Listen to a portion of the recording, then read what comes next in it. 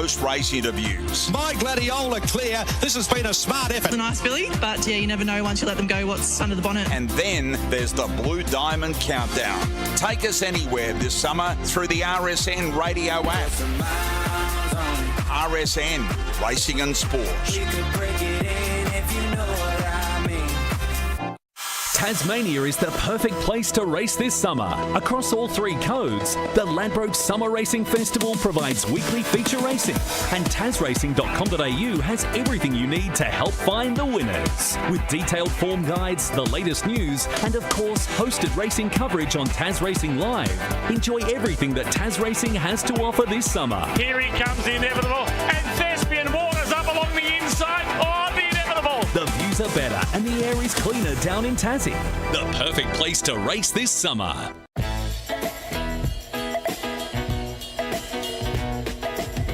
They're about to load now for race 6, second leg of the quaddie. That is the first leg of the daily double. They're about to move in. So the starting signal blinking. The Croydon Homing Pigeon Club 350 metre race, $2.60 now. About the plum draw of search history as they move in. So it and the 7, the two favourites. On the tote it's with the 1, on the fixed it's with the 7. They're just about set now. Favourite, the 1 and the 7, they're ready to go. The green light. And they're racing and Cashed Out away okay. Sweet Alessia has flown the start's going to come across and lead for fun over Cashed Out and going through Why Not Jules, and up on the rail Search History makes some ground and he's diving through near the paint, then into Terror. Mr. Frankie Lee back at the end with Highway. It's Cashed Out in front of Search History. Why Not Jules between them. Cashed Out lifting and won it.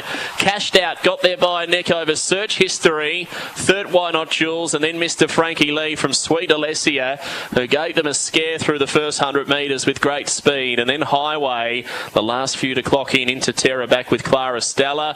It'll be Cashed Out home in 19 and 50.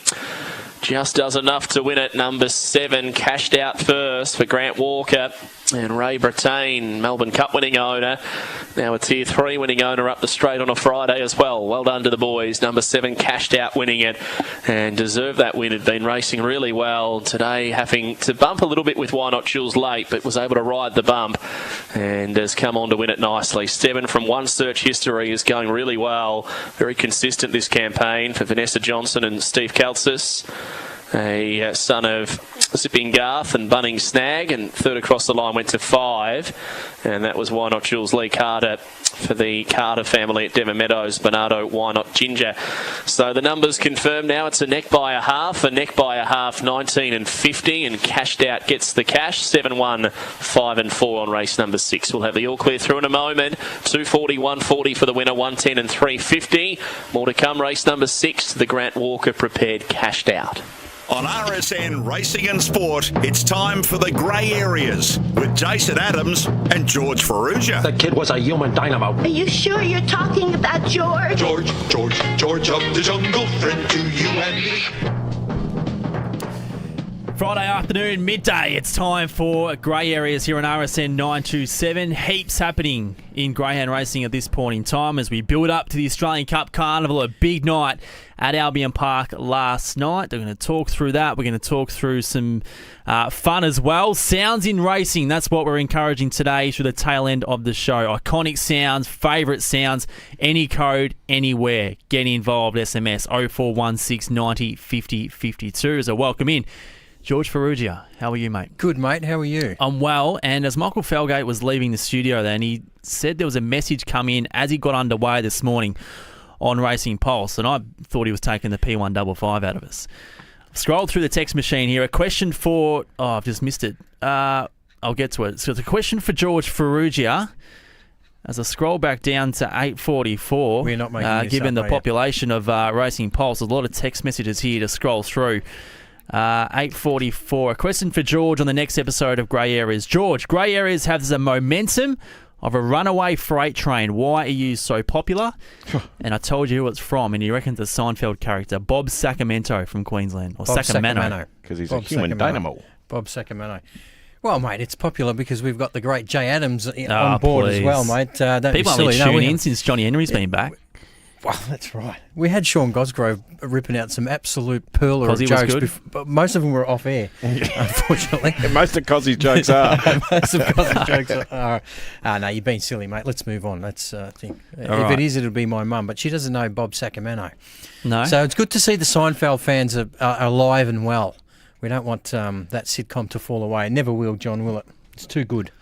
And hey, Have you seen, talking about TV shows, have you seen Landman yet? No, I And- forgot all about it. I need a reminder. and My brain doesn't American work as well as what most Primeval. people's do. Now, something came across my desk. I have to mention this because I hope I'm wrong.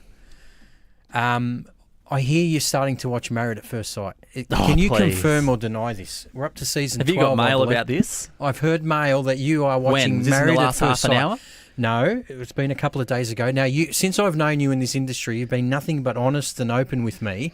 Now, I'm going to believe, I'm going to take you at your word, but if you're starting to watch that show, well, you know what, you can watch what you like. This but is strange. I heard you're watching MAFS. Well, the answer's no. And historically, I feel like that's been a show personally that does some damage to my brain cells. I don't have many left. So I've chosen not to. However, the lovely in the past half an hour, George, has suggested that maybe that's an option for us to watch on TV. I initially put a stop to it. I said, I'm not sure about this. This is not my bread and butter. Then I compromised. I said, if I can stand there and throw darts while we watch it, we'll have it on. There you go.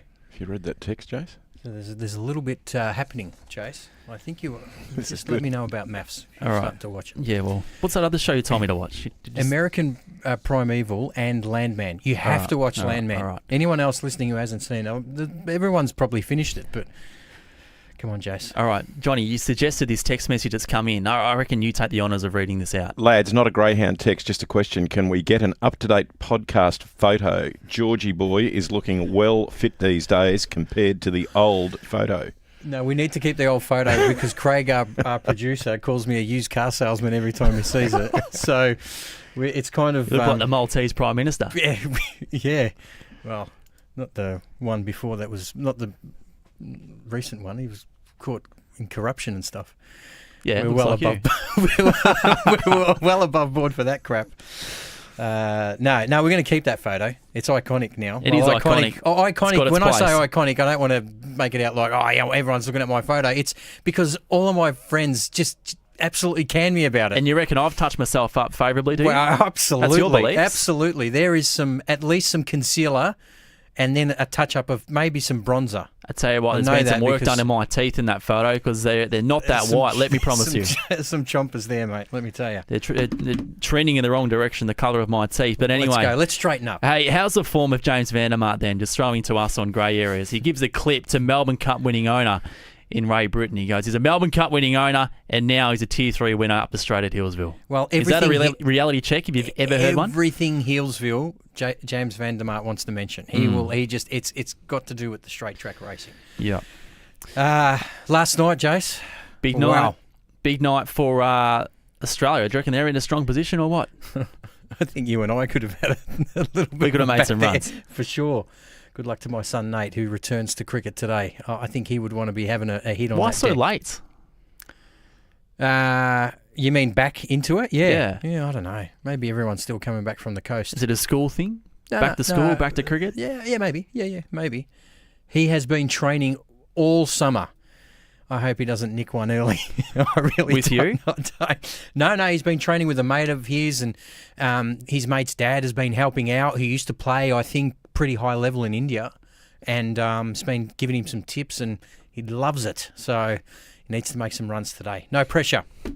All right, you're alluding to last night and the size and the significance of the races that were ran at Albion Park. Let's touch on the Gold Bullion first. And for Good Odds Cobber, geez, he's a good dog. And I'm not sure I've seen too many more perfect series from a greyhounds. I mean, he come into it where he hadn't done a lot of racing, probably around the Christmas period.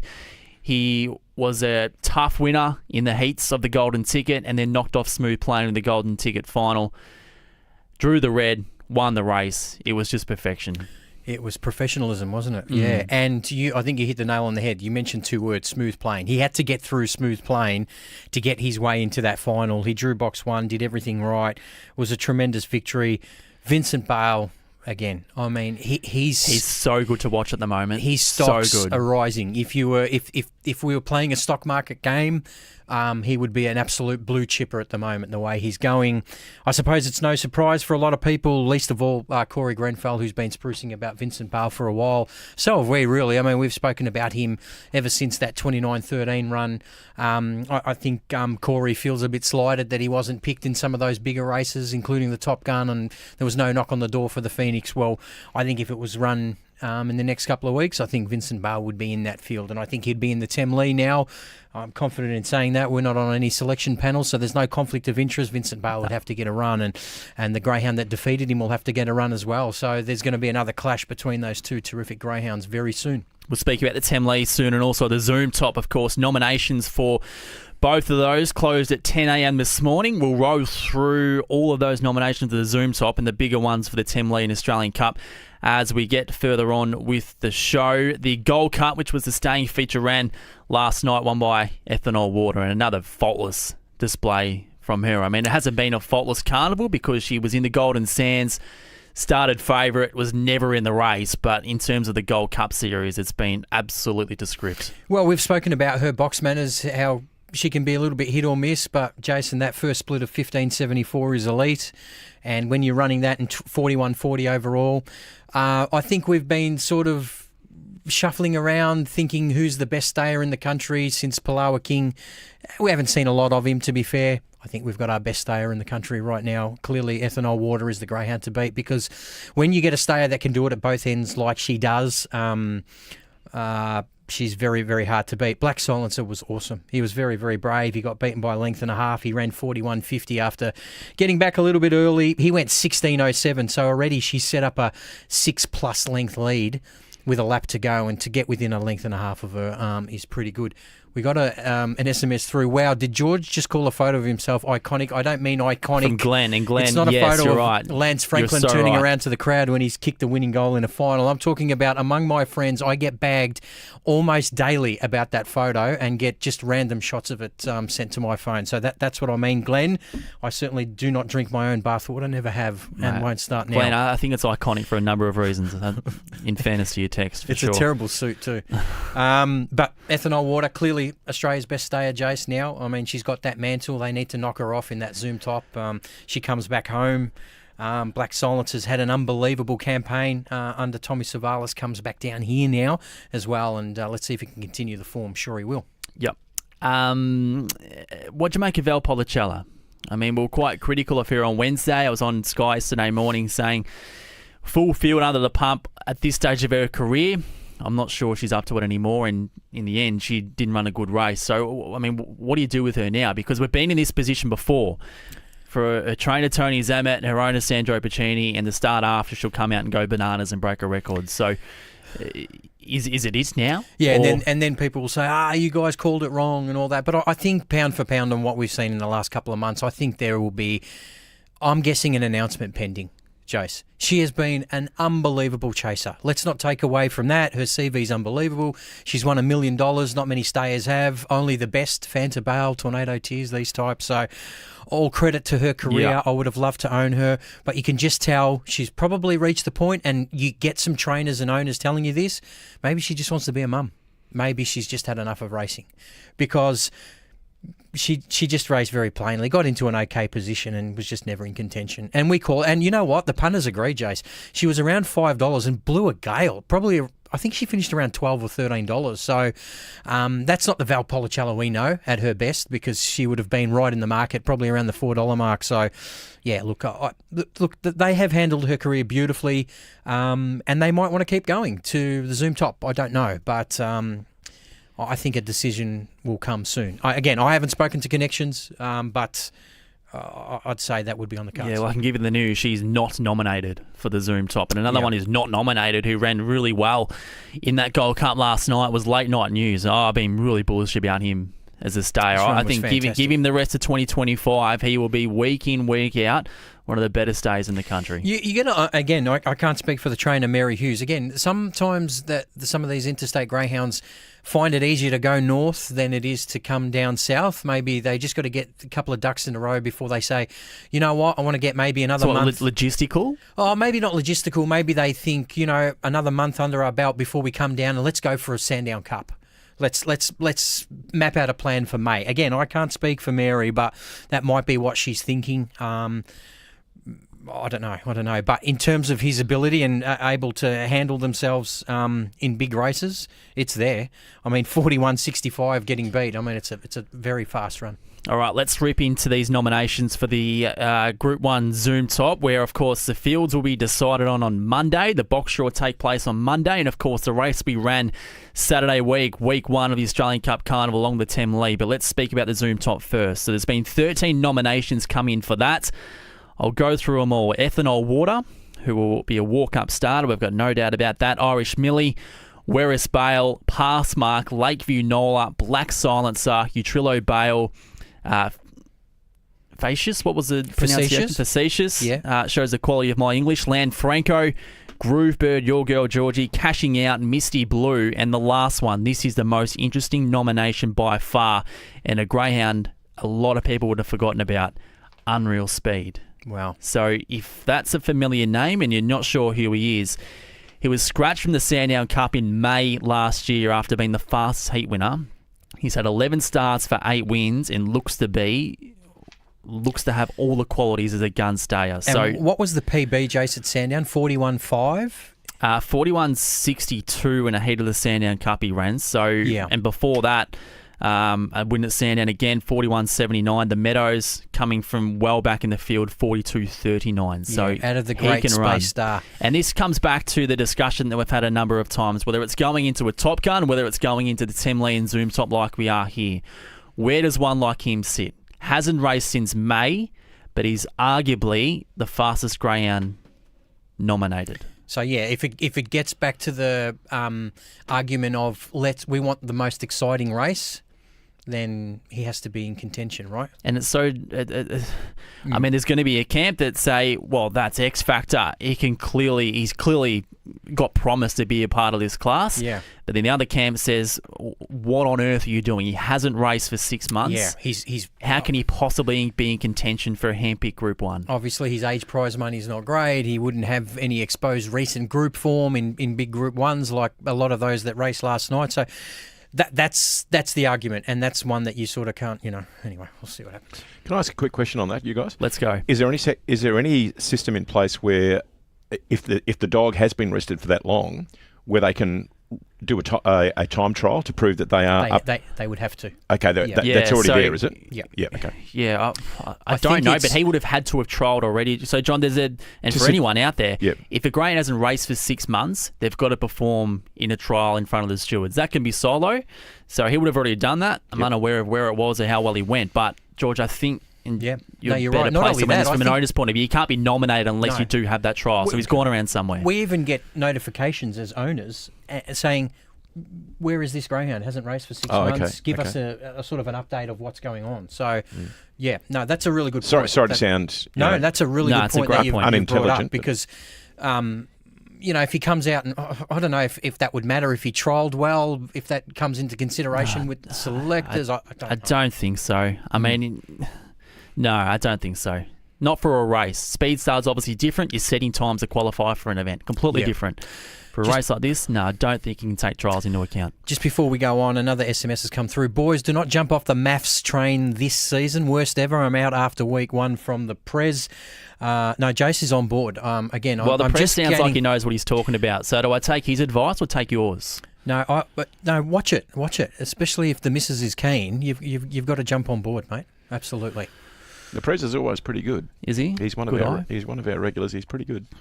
All right. What have we got? Race 7, Hillsville's fast approaching. Yeah, but you've got about 60 seconds. All right. Just a word of advice with MAFS, because I have watched past seasons. I'm allowed to admit that. Probably best to agree if she thinks someone's not a nice person. Don't disagree with what your missus is saying. Arguing over personalities. Is this where we've gotten to? aesthetically Reality TV pleasing. personalities and getting to a blue over what sort of person they are. Absolutely. This is part of watching reality television, mate. Unbelievable. All right, we've been through those Zoom Top nominations. We'll get into the Australian Cup nominations. And, of course, the format of this Australian Cup series is only ran for the second time in its current version, which is all greyhounds must nominate for Australian Cup heats next Saturday night, where, of course, the Temlee will be run on the same night. But that set of nominations for the Australian Cup heats, you give up consideration to be part of Plus the the Temlee reserves? selection. Yep, of course. Yep, so there'll be heats there, and of course the top three from those heats advance to semi-finals.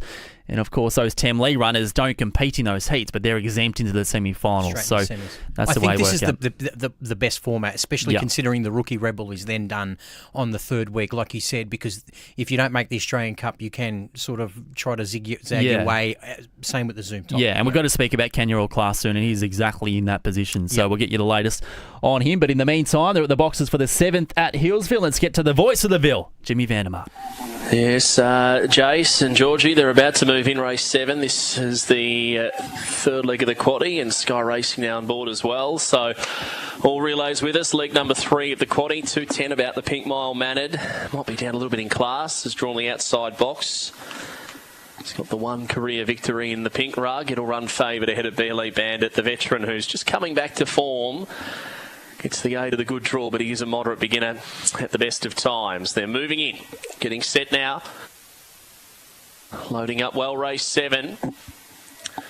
Favoured in box 8, the green light. They're set. Often racing now. Mile Mannered jumped pretty well from the outside. Good speed out, Miss Dacos. Wanted to crowd the rail. Came over to lead, settling down over Little Fast Bull. And going through now, Ferocious Sandy down the outside, Mile Mannered. And then BLE Bandit up behind runners from Sidewinder and Moraine Ballou back at the end. But Mile Mannered broke away, put 3 lengths on them. And the money was spot on. Mile Mannered won it nicely by 3 to Ferocious Sandy. Third BLE Bandit. Decent job from the veteran in restricted room. Then Little Fast Bull over Sidewinder and Miss Dacos into Trigon and Moraine Ballou. Time for the journey, 19:60 for Mile Mannered. The lovely, clean, unimpeded run right down the centre of the track. And number 8 has been able to win and win nicely. Second across the line will go the way of Ferocious Sandy, who got across to the inside, ran an honest race, and BLE Bandit up for third, number 1. It is 8-5, 1 and 3. Mile Mannered for Philip Vogelsang at Mansfield. There's not too many trainers up there of greyhounds in Mansfield. Nearest track probably a tick on 2 hours or close to, and I think Philip's the only trainer in Mansfield, so well done to him taking out race number 7. Good on you, James. Thank you. And after 3 legs of the quaddie there, gents, this afternoon, you need sequentially 6, 7 and 8 to be alive. And there's 7 races in at Hillsville today, and every single tote favourite has won 7 from 7. Number 8, Mile Mannered, $1.70 and $1. 5, Ferocious Sandy, $2.50. 1, BLE Bandit, $2.30 and 3, Little Fast Bull. Quinella, $10. Exacta, $13. The Trifecta, $26. And the first 4, 8, 5, 1 and 3, $153. Running double is 7 and 8 and has paid $9.70. So just very quickly, if you're alive in that quaddie, they've all been favourites. The shortest way home, though, will be $177 with number 6, Rob the Butcher. Thanks, Johnny, and always good to see the punters on top there. And speaking of betting and markets, George, I was at Sandown last night and had a chat to a gentleman who is a part of the Star Sports Australia team, of course, a UK bookmaker that's starting to make waves in Australia, and they're owned by a gentleman by the name of Ben Keith, and he's a greyhound fanatic, and he strongly believes in bookmaking. So what I found out their intent will be, not at the moment, but hopefully in time, is to price up greyhound races, particularly at city meetings, aggressively and be first to open. I think that's going to break the mould a fair bit for the scene we commonly see at the moment, where everyone sits on their hands, waits for tab to open up, and then it's a steamroll after that. If they're to be first up with prices that are very competitive, that is going to shake up things quite quickly. Well, anything to shake up the industry that's beneficial for the sport is great. And I think part of that is that I don't think fixed odds should be available at 9 o'clock in the morning the day of. I think it would be great for greyhound participants, if they do like something, to get on 48 hours before, Jay. So, it comes back to a resource thing for these bookmakers. But if, say, Star Sports, for example, are to lead the way with that, tell you what, everyone's going to have no option but to follow in that very competitive market. Let's see how it all That pans is out, the wagering beast. All right, let's move on. Not much time left for us here on Grey Areas. Sandown last night. One of your tips saluted, George, which is great. Yeah, Trullo Bale. Trullo Bale. And I think the highlight of the night was clearly race 3. Bebop Jazz 29.11. How's that? I'm not sure anyone saw that coming. No, she's always shown ability, but to run 29.11 was just incredible. Splits were fantastic. Really, really good run home time. So that was a really nice win for the Prosciutto family. And I was speaking to them last night. They're on the fence whether they hold off for the launching pad as well. She's now got 6 wins, so she can't have another win to be eligible. It's 2 months away. You'd have to now. Well, you'd have to wait. Yeah. Well, it's a long time for a greyhound who's that good. They don't grow on trees. I don't know. And what about my boy, Orly Bale? He was powerful. Who did he run down? I was watching that thinking he should get him. Day. Yeah. He's a star, that dog. I back him sometimes. A star? He's very good. He's very good. I back him when he has better draws and gets beat, and then he has 6 or 7 and I lay off and he wins. But he's a good dog, 29.34. All right, let's turn our attention to the Meadows tomorrow night, and the headline act will be the free-for-all there, headlined by Kenya All Class. So there is some news. He won't be going to 700 metres for this Australian Cup Carnival. He'll be aimed at the Australian Cup. If that doesn't go to plan, they've always got the Rookie Rebel in the 3rd week of the series, which you'd expect he'd go straight into. But good race that is. He meets some smart ones. Paul Oswald, Kane Bale, who's been a good dog in times gone by, and also Where's Poppy is going to show a lot of pace from the two. Yeah, good little race. Again, always worried to back Kenya All Class over 500 metres when he's drawn like that, because we know that he needs a little bit of luck on that first corner. But if he gets it, then watch out. Clearly he can run 29.60 there. He's done it in the past. But when you're up against these dogs who are high-balling out in front, it gets a bit tough. Yep, 100%. And tips for the Meadows tomorrow night, George? Okay, there's one greyhound. You talk about the launching pad. This one I think will be on people's radar. Wyong Dallas, race 2, number 1. Went to Ballarat, ran 25.10, and Short Straw Trev, who we haven't mentioned, congratulations to Connections winning that Ballarat Derby, 6.36 early, Jace. The sectional record's 6.30, Crimson Vixen. So that's how quick Short Straw went, but well done to Connections. But Wyong Dallas was only half a length behind her. Fernando Bale out of Gypsy Wyong, really well bred, already broken 30 at the Meadows. Watch it out for it tomorrow night. It'll be hard to beat, but look, it'll be short, Jace, but it should be winning. Race 7, number 2, Where's Poppy? I think can win that free-for-all. Her run last week was absolutely fantastic behind Hotel Whiskey 1, so keen on it. And the last one we want to have a bit of a play on comes in race 9, number 4, Leo Bale. Good win last start at the Meadows. Not too much speed drawn around him, and the key for him is to get out and go. He just gets the 500, but he's a very fast greyhound. Race 9, number 4 to bring us home. All right, so there's Georgie's set at the Meadows tomorrow night. His time's got away from us here on Grey Areas, which is a good thing. It means we've had fun. And we've got on with it. I did mention about the nominations for the Tim Lee Australian Cup Carnival. All the familiar names there. And I tell you what, give me a couple of hours, download the Watchdog app, go to the news. I'll have all the nominations in there before the fields are released next week. And can I have a obscure bet for people? Oh, we've got NFL's having a week off, so we're going to go to the NBA.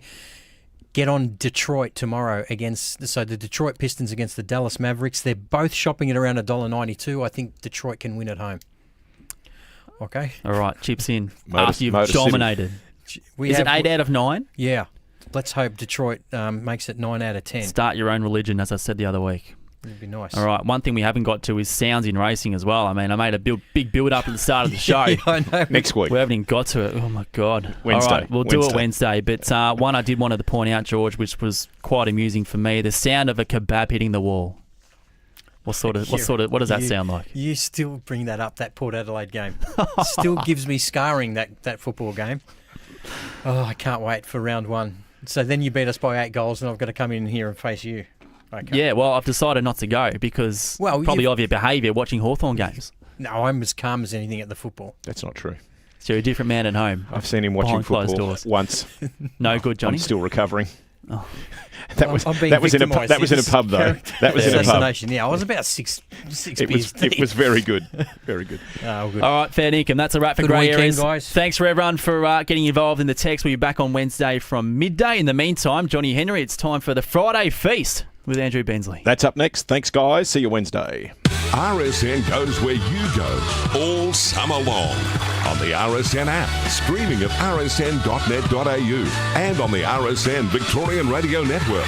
From Malakuta to Majorca, Bourke Street to the back of Bourke. Summertime, every time. With RSN Racing and Sport.